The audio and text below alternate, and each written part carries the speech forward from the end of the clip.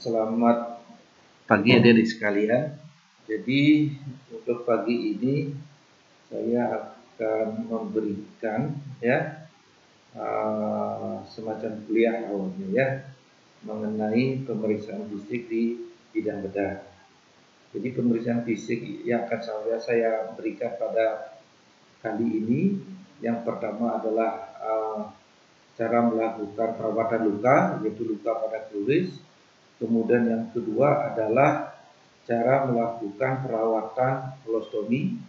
Kemudian yang ketiga untuk bagaimana caranya melakukan tes Trendelenburg, kemudian pitch test, kemudian yang terakhir adalah Simon test.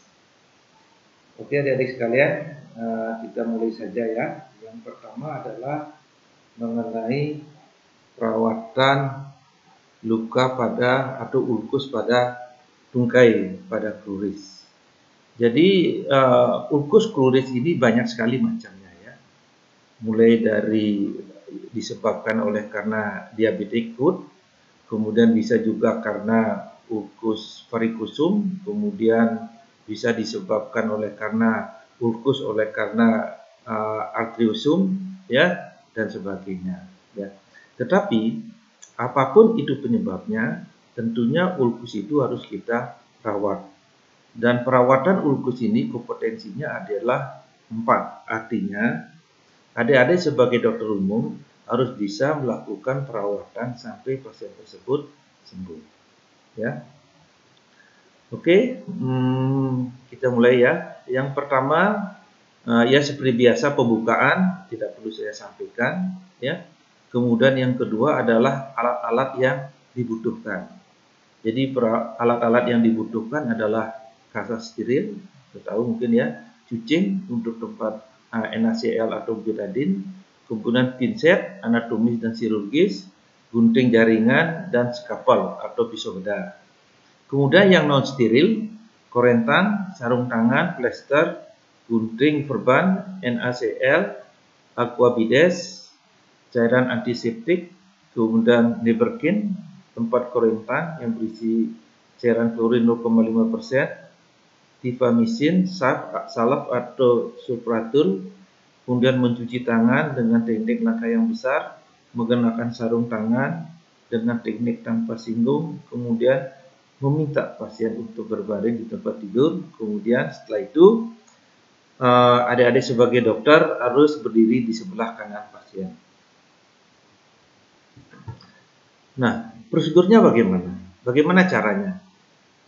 Sebelum adik-adik melakukan perawatan luka, yang perlu adik pertama ketahui bahwa ulkus itu kita nilai dulu ulkusnya. Apakah ulkusnya sedang mengalami infeksi, ya, jadi sedang meradang, atau ulkusnya itu masih sudah infeksinya sudah reda atau sudah terbentuk jaringan granulasi. Ya, itu bedakan dulu. Karena masing-masing itu beda-beda ya. Jadi yang pertama adalah seperti biasa kita menginformasikan kepada pasien bahwa kita akan melakukan perawatan kepada pasien. Nah, yang kedua adalah menilai luka tersebut. Ya, yang dinilai adalah satu, apakah luka tersebut sedang mengalami infeksi atau infeksinya sudah reda, sudah terbentuk jaringan granulasi. Ya. Nah, kalau sedang terjadi proses infeksi, kita nilai luas, berat atau berat ringannya daripada infeksi. Ya. Kalau pasien dengan diabetes foot, biasanya ada grade 1 sampai grade 4. Ya, nah kita nilai dulu sejauh mana, seberat mana ulkus yang terjadi pada pasien tersebut. Ya. Nah, setelah kita menilai ya apakah pasien ini infeksi atau tidak, ya kita melakukan membersihkan luka. Ya. Nah, Kalau pasien tersebut sedang mengalami infeksi, ya, sedang mengalami infeksi, biasanya pada kasus tersebut, pada daerah ulkus tersebut akan terdapat jaringan nekrotik, ya, jaringan nekrotik. Di samping itu akan terdapat pus yang banyak sekali biasanya, seperti gambar yang di kiri, ya, seperti gambar yang kiri itu, ya. Pada gambar itu akan terlihat, ya, pada gambar yang di kaki yang kiri, ya, akan terlihat itu ulkus, kemudian ada jaringan nekrotik. Jaringan nekrotik itu yang berwarna hitam dan yang berwarna putih, ya, itu adalah jaringan nekrotik. Nah, apabila ada jaringan nekrotik, jadi perawatan setelah kita menilai bahwa ini adalah luka yang mengalami infeksi, ya. Nah, pertama adalah kita cuci dulu luka tersebut, ya, dengan cairan NaCl, ya, atau dengan aquabides steril bisa.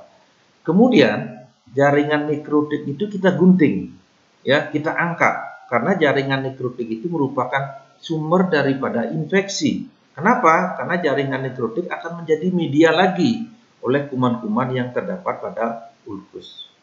Jadi kita melakukan suatu debrideman atau nekrotomi. Jadi jaringan nekrotik itu kita potong. Memotongnya bisa pakai gunting jaringan atau bisa pakai pisau bedah atau skapel. Ya, kita potong, ya, sampai jaring nekrotik itu habis. Apa tanda-tanda jaringan nekrotik itu habis? Apabila pada saat kita memotong keluar darah, artinya jaringan nekrotiknya sudah habis, ya, itu tandanya. Tetapi tidak semua, ya, tidak selalu jaringan yang normal itu harus keluar darah, tetapi pada umumnya begitu, ya. Nah, setelah kita melakukan nekrotomi, kemudian kita mencuci luka tersebut dengan cairan NaCl kembali atau aquabides steril, ya, seperti itu, steril. Nah, setelah itu baru kita melakukan penutupan luka, ya, atau dressing. Nah, setelah lukanya bersih, jadi lukanya sudah kita bersihkan, sudah kita nekrotomi, nah, baru sekarang kita mengisi, terserah, kalau memang lukanya mengalami infeksi, ya, biasanya bisa diberikan antibiotik topikal, ya, antibiotik topikal ditaruh pada ulkus. Setelah itu di atasnya itu diisi dengan perban, ya, perban yang sudah dibasahkan, tetapi tidak terlalu basah, ya, tidak terlalu basah. Istilahnya, ya, asal basah saja. Tujuannya adalah supaya membuat suasana ulkus tersebut menjadi muis atau lembab, ya, tutup. Nah, setelah ditutup dengan kasa yang basah, baru ditutup dengan kasa yang kering. Nah, habis itu baru diperban. Nah, itu adalah untuk ulkus yang mengalami infeksi. Sedangkan kalau ulkusnya sudah mengalami suatu penyembuhan, seperti gambar yang di sebelah kanan tersebut, sebelah kanan gambar yang lagi satu ini, nah, di sana terlihat ulkus, tetapi dasarnya itu sudah terbentuk jaringan granulasi. Jadi warnanya itu merah, ya, warnanya itu merah. Nah, untuk penanganannya adalah pertama kita cuci ulkus tersebut dengan cairan NaCl, ya, atau dengan aquabides. Nah, setelah dicuci bersih, baru ditutup atau diaplikasikan salep atau supraktul di atasnya. Setelah itu baru diisi dengan kasa yang basah. Setelah itu baru kasa kering dan diverban. Ya, nah, itulah penanganan daripada ulkus. Ya. Nah, berikutnya adalah perawatan kolostomi. Ya. Nah, mungkin sebelumnya saya akan jelaskan dulu apa itu kolostomi. Ya, jadi kolostomi itu adalah pengganti daripada lubang anus. Ya, pengganti daripada lubang anus. Apabila seseorang umpamanya mengalami penyakit CA recti, ya, CA recti, maka pasien tersebut dilakukan operasi. Operasinya itu adalah operasi Miles. Jadi operasinya itu adalah anus sampai di sigmoid itu dibuang, kemudian anusnya tersebut ditutup. Nah, kemudian pasien tersebut akan berak lewat dinding perut. Jadi lubang ususnya itu, ya, jadi ujung daripada kolon yang dipotong itu ditempelkan pada dinding perut. Ya, seperti gambar, ya, seperti gambar yang paling atas tersebut, ya. Jadi kolon, ya, kemudian kolonnya itu ditempelkan pada dinding perut, kemudian pasien tersebut berak lewat dinding perut. Nah, usus yang keluar, ya, usus yang keluar pada dinding perut yang berfungsi sebagai anus itu kita sebut sebagai stoma, ya, kita sebut sebagai stoma. Nah, bagaimana pasien tersebut kalau dia buang air besar? Nah, pada stoma tersebut kita isi kantong, ya, seperti gambar yang di bawah itu, ya, Adik lihat gambar yang di bawah itu, gambar yang di bawahnya lagi itu akan terlihat stoma, kemudian di atas stoma itu diisi kantong. Jadi kantong itu tujuannya adalah untuk menampung feses atau kotoran yang keluar.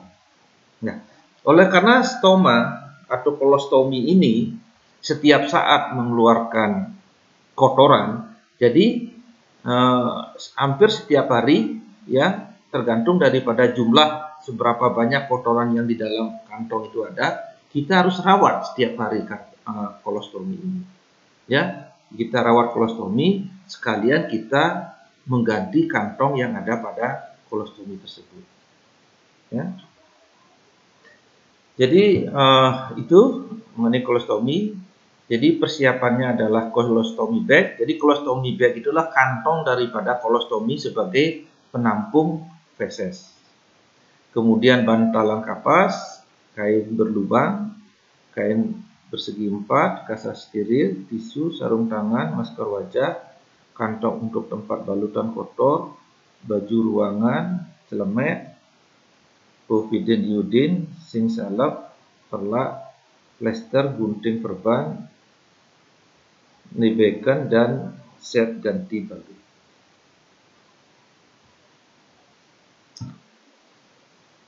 Nah, bagaimana prosedur daripada perawatan kolostomi tersebut? Ya, jadi sebenarnya prosedurnya simpel sekali, ya, tapi ini penjelasannya agak bertele-tele sedikit. Jadi yang pertama tentunya kita memberitahulah kepada pasien apa yang harus kita lakukan. Kemudian seperti biasa mencuci tangan, memakai handscoon, kemudian mengatur posisi daripada pasien, kemudian di bawah pasien kita taruh perlak, ya. Kemudian kita taruh perlak atau underpad karena kita akan berurusan dengan feses, ya, sehingga nanti kotoran atau fesesnya tidak kemana-mana. Nah, setelah itu, ya, kita lihat dulu kondisi daripada stoma atau kolostomi tersebut. Kita lihat warnanya, biasanya warnanya berwarna merah karena yang keluar itu adalah mukosa daripada kolon, jadi warnanya merah terang. Kemudian konsistensinya, tetapi kadang-kadang kalau umpamanya jaringan daripada kolostomi itu bisa mengalami suatu nekrosis kalau mengalami udin, biasanya berwarna hitam, ya. Kemudian kita lihat konsistensi, rasakan konsistensi daripada stoma, kemudian bau. Ya. Kemudian setelah itu baru kita buka kantongnya. Ya, kantong yang harus kita ganti. Kita buka secara hati-hati ya, tentunya dengan menggunakan pincet. Ya. Nah, setelah itu ya, setelah kantongnya diangkat semua, kemudian kotoran di sekitar stoma atau di sekitar kolostomi itu kita bersihkan ya, dengan menggunakan kasa steril. Ya, kita bersihkan. Jadi kita bersihkan pakai NaCl, pakai kasa. Jadi bekas-bekas kotoran baik itu yang di kulit maupun yang di stoma itu kita bersihkan semua sehingga bersih, tidak ada feses atau tidak ada kotoran di daerah sana. Kemudian setelah dibersihkan, kita keringkan stoma bekas NaCl yang pertama kita pakai membersihkan. Kita keringkan memakai kasa steril. Ya, kita keringkan karena kalau tidak kering, nanti kantongnya itu tidak bisa nempel karena di kantongnya itu pakai plaster untuk nempel. Ya, harus dikeringkan. Ya, nah setelah dikeringkan, baru kita evaluasi lagi kondisi stomanya. Apakah stomanya itu dalam keadaan sehat atau bagaimana. Nah, setelah itu kita tentukan diameter, ya, size-nya, diameter daripada stoma itu. Kenapa kita menentukan diameter daripada stoma? Tujuannya adalah untuk menentukan lubang daripada kantong tersebut supaya bisa masuk ke dalam stoma. Ya, kita tentukan, kemudian di samping itu kita nilai kelembabannya, kemudian jahitannya bagaimana, jahitannya apa bagus atau tidak, atau jahitannya sudah dilepas atau tidak. Ya, kemudian kita lihat di sekitarnya itu, ya, di sekitar daripada kolostomi itu. Di sekitar kolostomi itu biasanya berwarna ada kemerahan, ya, kemerahan seperti iritasi begitu. Itu biasanya disebabkan karena iritasi yang disebabkan karena feses. Ya, kadang-kadang kalau produksi fesesnya banyak dan fesesnya berasal dari ilium, umpamanya, biasanya terjadi iritasi sampai kemerahan sekali bisa. Bahkan bisa terjadi sampai ekskoriasi karena iritasi. Ya. Kemudian setelah kita observasi, kita lihat, kita nilai. Di sekitar kolostomi itu kita isi zinc salep atau zinc oil. Ya, tujuannya adalah supaya ya tidak terjadi iritasi pada kulit yang disebabkan karena feses tersebut. Ya, di sekitar stoma kita isi salep. Setelah itu baru kita ukur lubang daripada kantong tersebut, ya. Disesuaikan dengan diameter stoma yang kita ukur tadi itu. Ya, jadi antara lubang kantong dengan diameter daripada stoma itu harus sesuai. Jadi supaya kantongnya itu bisa masuk ke dalam stoma. Ya. Nah, setelah diameter daripada kantong tersebut pas dengan stoma, kemudian perekat daripada kantong kolostomi itu kita buka, ya, kemudian kita rekatkan, ya, di sekitar kolostomi, ya, kemudian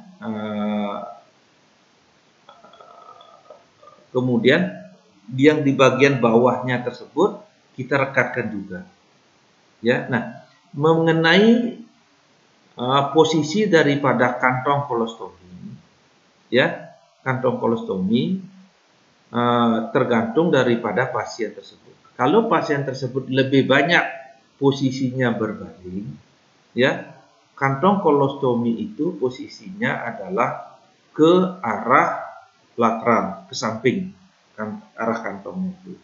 Tetapi kalau pasiennya itu keadaannya sudah bagus, sudah bisa berjalan dan mobilisasi, arah kantong tersebut adalah arahnya ke bawah, bukan ke lateral, ke samping, tapi ke bawah. Ya, karena pasien tersebut akan berjalan. Ya.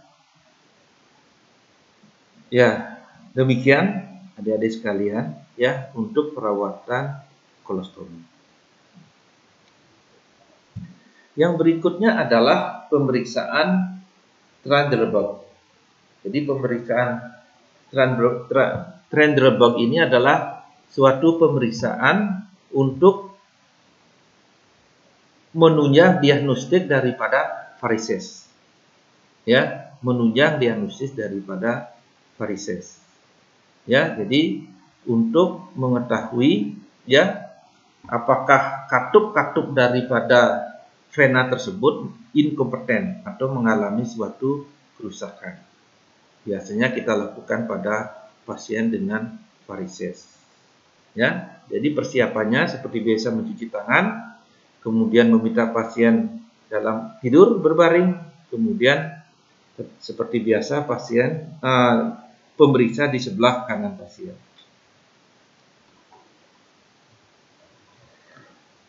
Prosedurnya adalah jadi menginformasikan kepada pasien akan mulai pertama pasien berbaring, kemudian tungkai yang kita akan periksa itu kita elevasikan, kita naikkan 90 derajat. Ya, biasanya antara 45 sampai 90 derajat.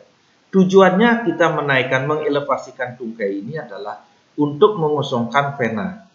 Ya, jadi vena pada kaki atau kaki pasien tersebut supaya turun dia itu sehingga venanya kosong. Ya. Setelah kita elevasikan, kemudian kita oklusi vena sapena magna, arti tutup vena sapena magna. Jadi vena sapena magna ini berada pada femur di bagian proksimal, ya. Jadi di femur bagian proksimal di bagian medial, ya. Jadi femur proksimal di bagian medial, ya. Kita tutup, ya. Tutupnya bisa dengan dua teknik, bisa memakai tourniquet atau bisa dengan kalau tidak ada tourniquet bisa dipakai tangan, jadi ditekan pakai tangan. Tetapi sebaiknya pakai tourniquet. Ya, tujuannya adalah untuk menekan daripada vena superficial atau vena sapena magna. Nah, setelah dilakukan oklusi daripada vena sapena magna dengan tourniquet atau ditutup, kemudian pasien disuruh berdiri, ya. Tetapi disuruh berdiri, tapi oklusinya tetap dipertahankan. Nah, setelah pasien berdiri, ya, kita nilai venanya. Ya, kita nilai vena-vena yang terdapat pada kruris. Apabila ya venanya timbul dalam waktu kurang dari 20 detik, ya, kurang dari 20 detik, maka pasien tersebut positif menderita suatu varises atau pada pasien tersebut terjadinya kerusakan daripada katup-katupnya. Ya, jadi setelah berdiri pasiennya kita nilai venanya, ya. Kalau pengisian vena itu kurang dari 20 detik, ya, berarti positif. Ya, tetapi kalau karena normalnya setelah pasien tersebut berdiri, vena-vena tersebut terisi dalam waktu lebih dari 35 detik. Kalau terisi lebih dari 35 detik berarti pasien tersebut dalam keadaan normal. Ya. Kemudian adanya pengisian vena menendah setelah ini dilepas. Setelah terjadi pengisian vena, kita nilai venanya, baru oklusinya kita lepas. Ya.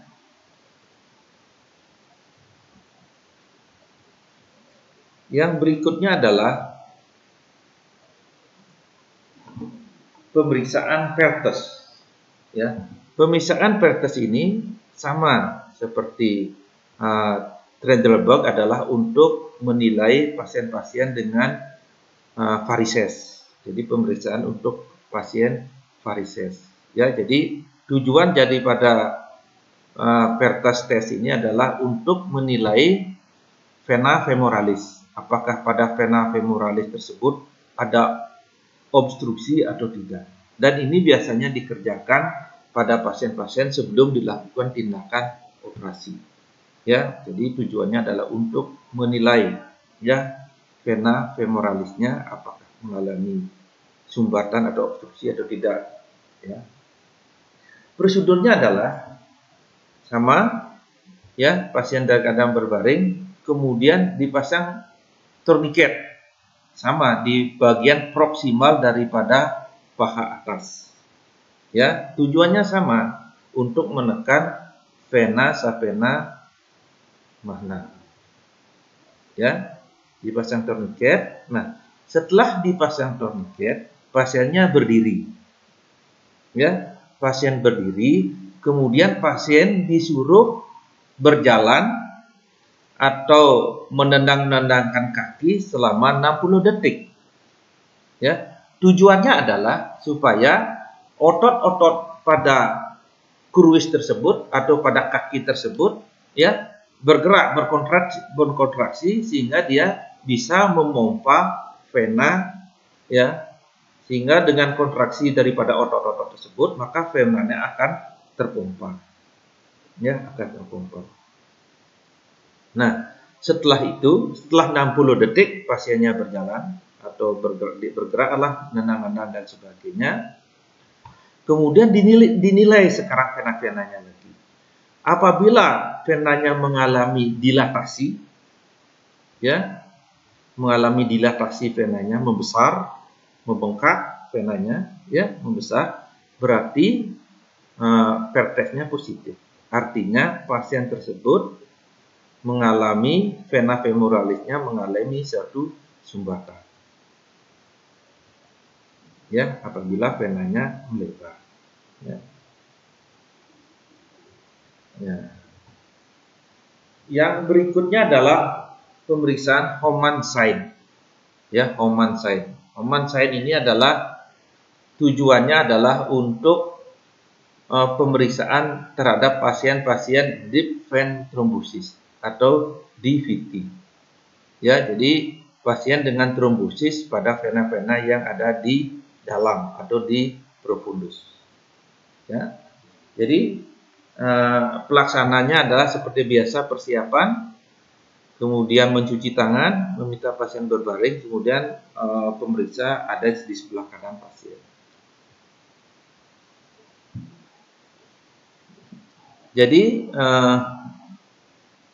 pasien, ya, kakinya itu diangkat kira-kira 10 derajat, Kemudian pemeriksa meremas otot-otot gastrocnemius. Nah, sambil pemeriksa meremas otot-otot gastrocnemius, kemudian kaki pasien, ya, didorsofleksikan. Jadi didorsofleksikan, kakinya didorsofleksikan. Jadi satu tangan mendorsofleksikan, ya, tangan kanan, tangan yang kiri melakukan remasan pada gastrocnemius. Ya. Nah, apabila pasien mengalami nyeri pada betis, ya, atau nyerinya persisten, ya, berarti pasien tersebut, ya, apabila itu nyeri pada betis dengan durasi yang pendek menandakan adanya DVT. Tetapi nyerinya ringan, ya, nyerinya ringan dan persisten, jadi ringan tapi lama, berarti ada suatu strain pada gastrocnemius. Ya, itu penilaian. Ya, oke, adik-adik sekalian, ya, sampai di sana yang bisa saya sampaikan. Kemudian nanti selanjutnya, ya, kita akan melakukan suatu sesi video, ya, bagaimana caranya melakukan pemeriksaan. Ya, oke. Selamat pagi adik-adik sekalian, sampai jumpa.